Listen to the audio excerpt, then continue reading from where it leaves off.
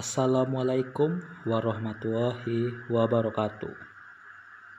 Perkenalkan, nama saya Rahmatan Lil Alamin dari Universitas Maritim Raja Ali Haji, Fakultas Keguruan dan Ilmu Pendidikan, jurusan Pendidikan Biologi, kelas 20A, NIM 20030300031.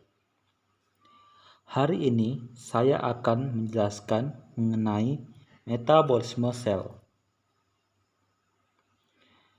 Jadi, materi ini ada di materi kelas 12 biologi. Nah, materi ini termasuk materi yang paling susah di antara materi-materi yang lain. Karena banyak istilah kimia yang muncul pada metabolisme ini. Baiklah, metabolisme sel dibagi menjadi dua, yaitu ada katabolisme sel dan anabolisme sel. Yang pertama itu ada katabolisme sel. Pengertian dari katabolisme adalah penguraian zat kompleks menjadi zat yang lebih sederhana. Contohnya itu dari katabolisme sel adalah respirasi sel. Respirasi sel dibagi menjadi dua kelompok besar, yaitu respirasi aerob dan respirasi anaerob. Respirasi aerob dia itu membutuhkan oksigen, sedangkan respirasi anaerob dia tidak membutuhkan oksigen.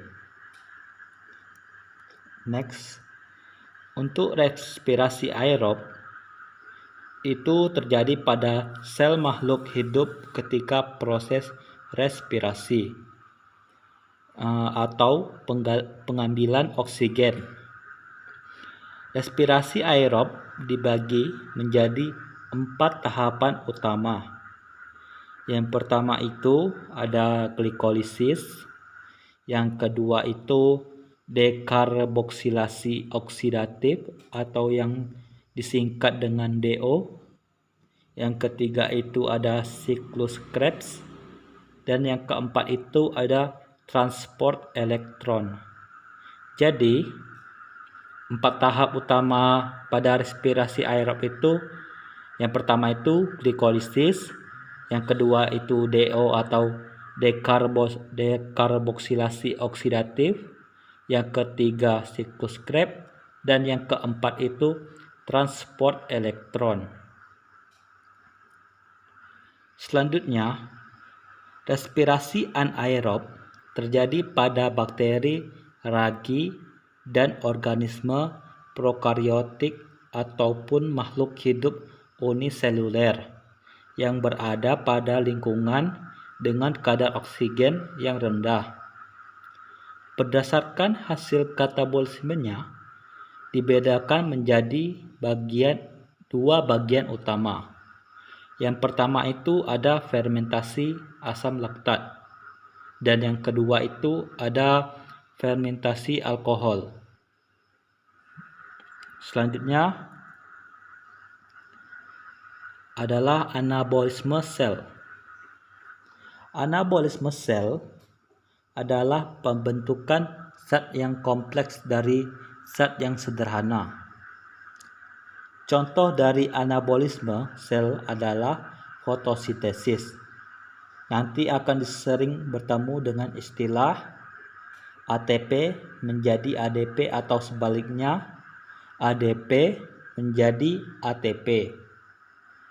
Atau selanjutnya itu ada NAD+ menjadi NADH atau sebaliknya NADH menjadi NAD+.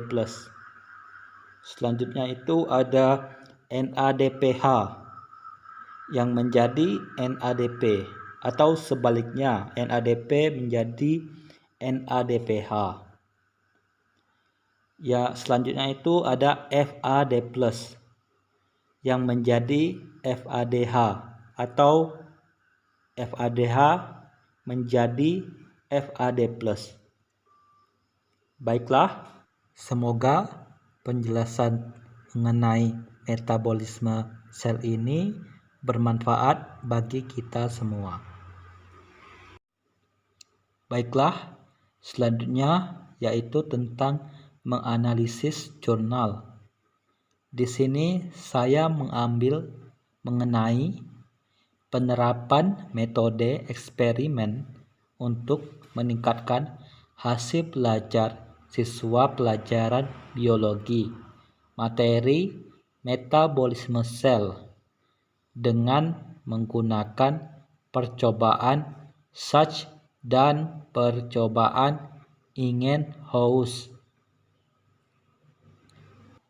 Baiklah, di sini saya akan membacakan hasil analisis dari jurnal yang saya pilih. Nama jurnal Serambi Ilmu, volume 17, nomor 2, halaman 6 lembar, tahun terbit Maret 2014. Judul analisis jurnal yaitu penerapan metode eksperimen untuk meningkatkan hasil belajar siswa pelajaran biologi materi metabolisme sel dengan menggunakan percobaan Sachs dan percobaan Ingenhousz. Nama penulis Dr.Randa Haji Hasni. Rangkuman isi jurnal. Penelitian ini bertujuan untuk mengetahui apakah pembelajaran melalui metode eksperimen dapat meningkatkan hasil belajar biologi pada materi metabolisme sel. Penerapan metode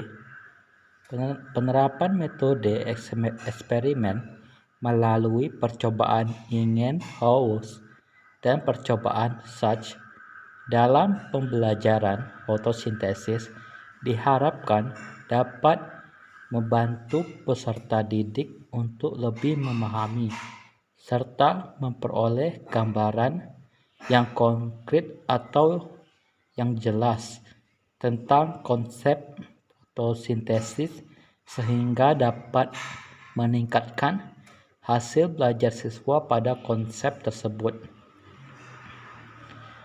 Kelebihan jurnal yaitu siswa lebih percaya diri atas kebenaran atau kesimpulan berdasarkan percobaannya sendiri daripada hanya menerima kata guru atau buku.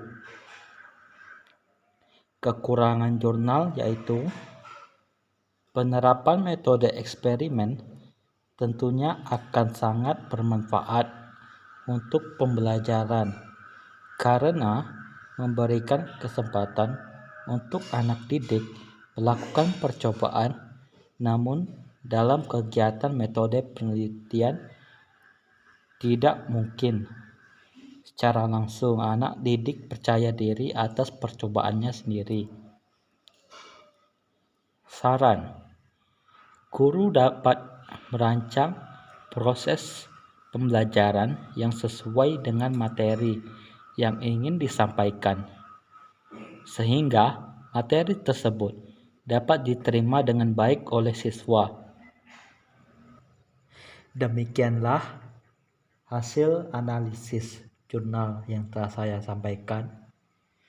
Sebelumnya, saya mohon maaf yang sebesar-besarnya apabila di dalam penyampaian saya tadi ada kesalahan kata atau ada kekurangan dalam video ini. Saya ini manusia biasa yang tak luput dari kesalahan. Jika ada yang benar, datangnya dari Allah Subhanahu wa Ta'ala, dan yang salah dari diri saya sendiri. Saya akhiri dengan Assalamualaikum warahmatullahi wabarakatuh.